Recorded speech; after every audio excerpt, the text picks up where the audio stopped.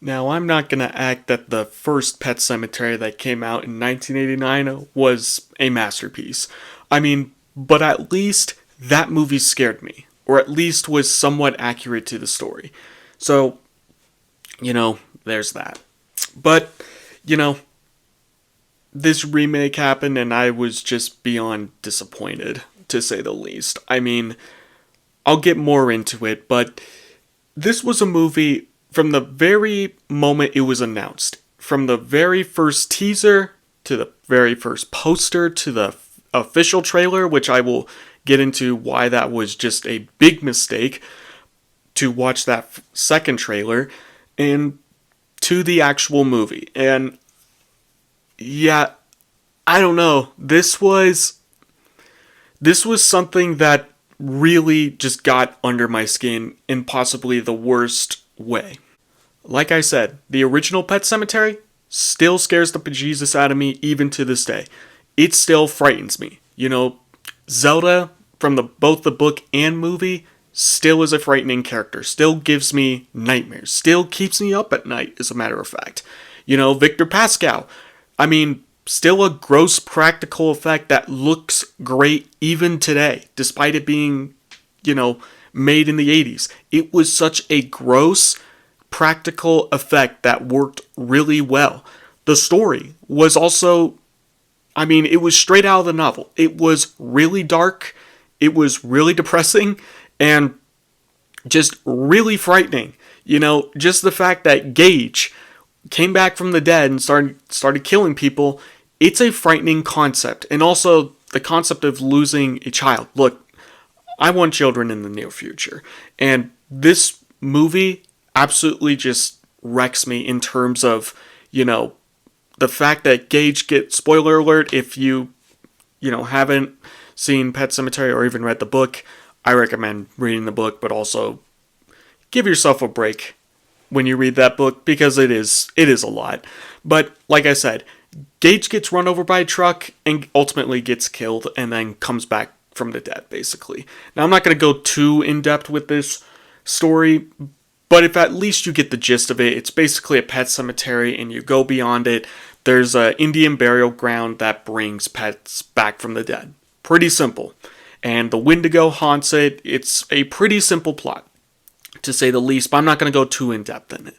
But in the original, it at least scared me. There is still, I'm not going to go so far as to say that the original one was a good movie. It's kind of a bad movie, I'm not going to lie. But it's accurate to Stephen King's book, or at least delivers on the scares, the big ones anyway, that the Stephen King book did. And it works really well, even to this day. Now I want to keep this video at least somewhat short, because most of my videos are pretty long to begin with, and I don't want to keep a lot of people here.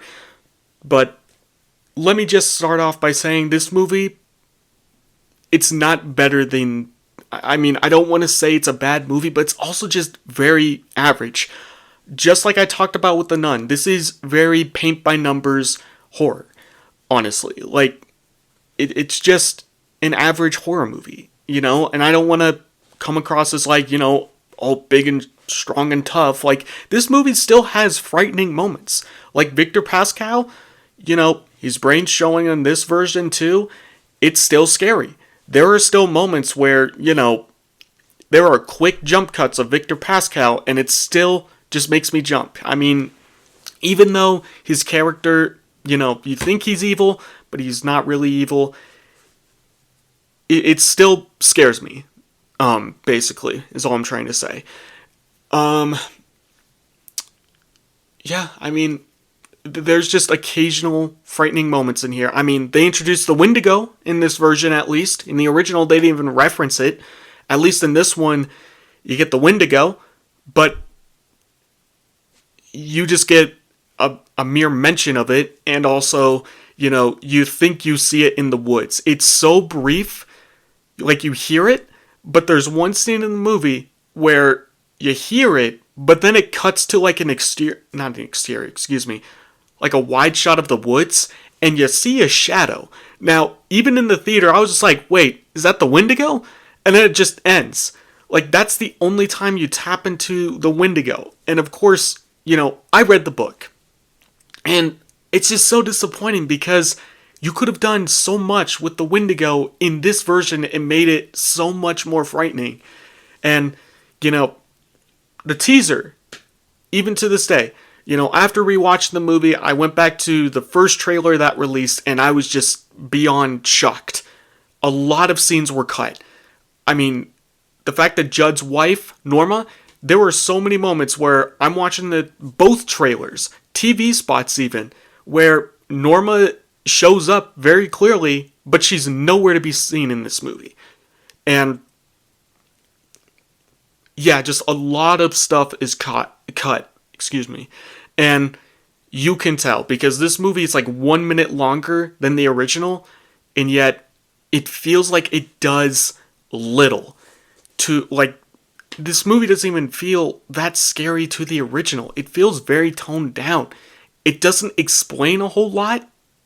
It just, oh man, it just assumes that you've watched the previous movie and also read the book, so that fills in the blanks. But truth be told, some of us need those blanks filled in. And also, people like me who have read the book, you want to see this happen. You want to see this stuff happen in your book adaptation. And the fact that it rarely does, it's very disappointing. But I digress. That's just another thing that disappoints me. And if you've seen the advertisements and even the posters, you get the kids, with the drums and everything, carrying a dead dog to the pet cemetery. You get all that.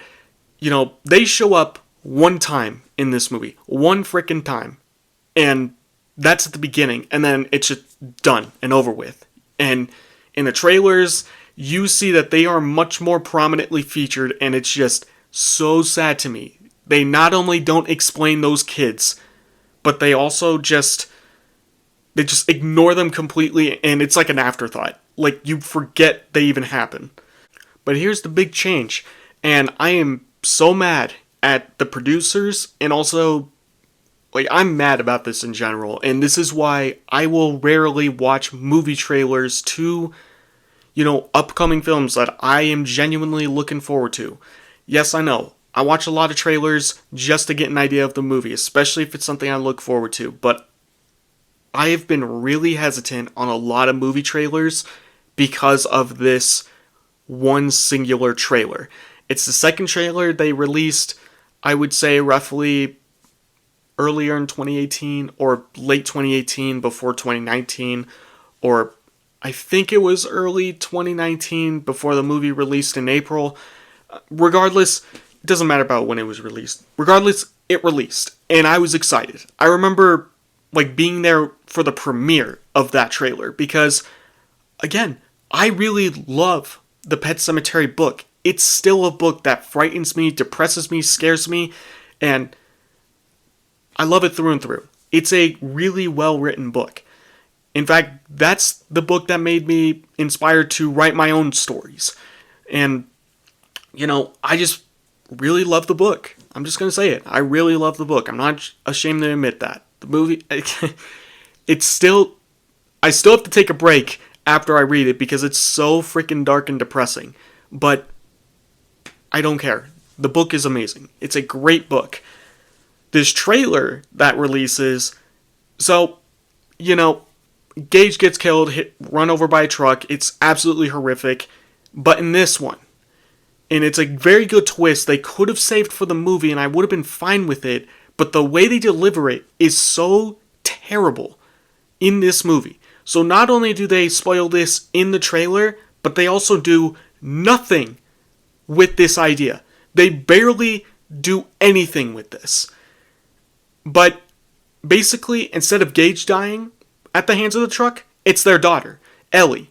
And the way it's shown in the movie would have been such a fantastic twist. The takeaway? If you did not see the trailer, you would have been shocked.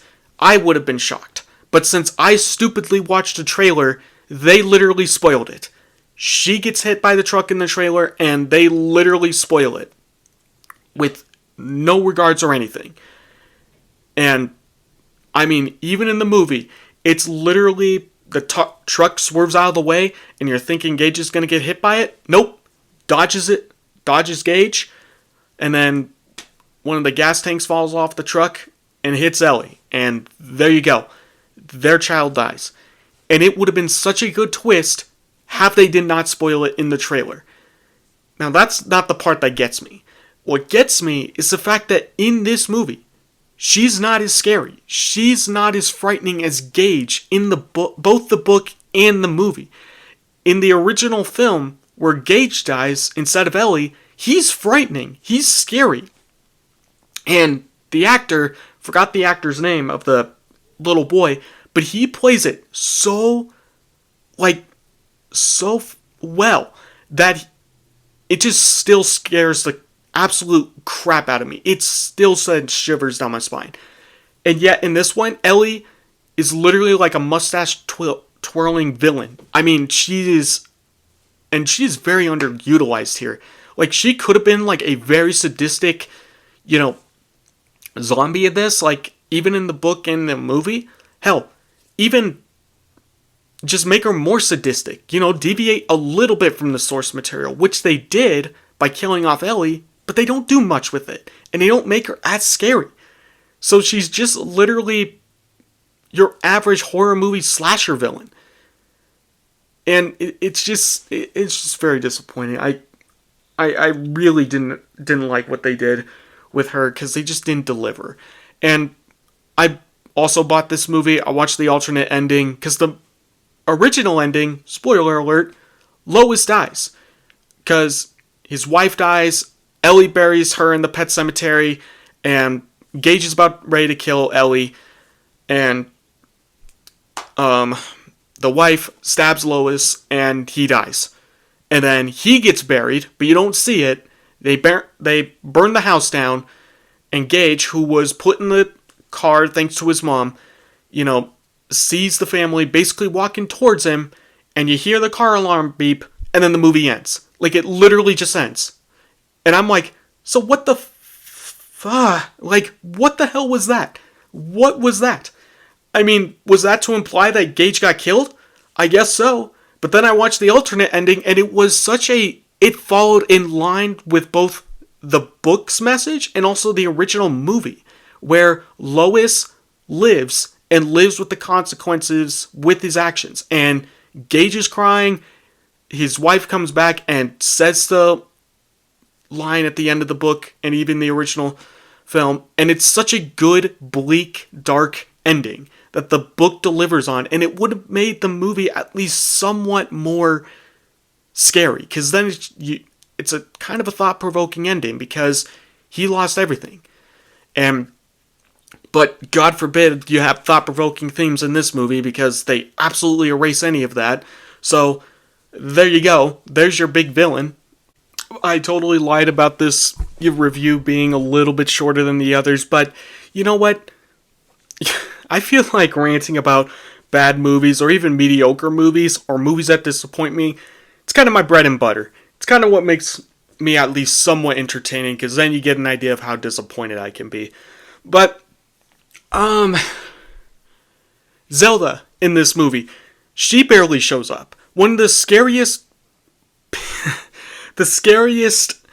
characters in any Stephen King book and even movie that still gets me, next to all the other villains and creatures and ghouls that he comes up with. Zelda is up there. In this, she has no point in this movie. She has a point but she has no point in this. She just shows up occasionally. She dies in a much more underwhelming way. She falls down a dumbwaiter instead of, choking on some food, because that was horrific. Even in the original film and even book, just reading about that, it's horrific how Zelda died. Now, for those of you who don't know Zelda, basically she has spinal meningitis, but I'm assuming I haven't seen anyone with spinal meningitis, so I can't really be a fair judge of this, but, in both versions, in all three versions, the book and both movies, basically her spine is like basically all messed up, and she is basically like a very scary just creature basically. And in the original, she was played by a man, just to give you an idea of how that something was wrong with Zelda. And I love that because she made me she gave me an off-putting feel with her. Like, they delivered on it. It made me uncomfortable. And this one, like, she occasionally shows up and she's not as frightening. Like, she doesn't do anything. I mean, she's just not as intimidating. There's probably like one moment that I was kind of like, oh, she's kind of looking a little bit scary here. But then it just ends. And then you go right back to the run-of-the-mill movie. And, she's basically wasted in this. Judd Crandall, his accent basically missing in this. Say what I will about the actor, I forgot what his name. I already forgot his name, but he's a good actor. Say what I will about him, he does a decent job at least. But you're missing that Maine accent because the movie's set in Maine. Well, actually, in this one, it's set in Ludlow. Like a fictional town. But in all Stephen King stories, he sets all his stories in Maine, and you're just missing that Maine accent, and it sucks. It sucks that he doesn't have that accent, but he plays it really well. And then, like I said, Judd's wife, gone. Axed from the film. Ellie, makes Judd hallucinate about her at one point, and it's silly. It's so silly. And, yeah, I mean, just a lot of this film disappointed me. Just a lot of it. I mean, even there was no flashback with Timmy Baterman, which still frightens me even to this day. That character in the original movie, yeah, he was basically a, zombie in that, but he was scary. It was effective. It still gave me chills. I hated that character because of how scary he was. He still gives me chills. Just like with the Nun movie, it has spooky atmospherics, it has the right ingredients, but they just didn't let it cook enough. I'm going to use that analogy for a lot of underwhelming movies. It has the right ingredients, but you just needed to let it cook a little bit longer and just make it a little bit longer. If this movie was at least, I don't know, the same length as the first It movie, the It remake from 2017, then this movie would have been pretty good. But instead, it's just an underwhelming remake. That there was a lot you could have improved with the original, but in this, nothing is improved. It's virtually the same story, just told in a much faster pace and in a much different way, with a couple of scenes here and there sprinkled that are, from the book, and some of them are not from the book, and some of them are just completely different and out of nowhere. But I don't know. I almost give credit because at least they did something different. It wasn't a shot-for-shot remake. So I'll say this. At least it was at least somewhat different. But, yeah, it's just disappointing. I can't even, think about this movie anymore. This movie just, it makes me mad how underwhelming it is. But you know what? That's the movie we got, so there you go. And I don't know what else to say about it. It's just very dull. It's just a very dull remake. Anyway, that's about it. See ya.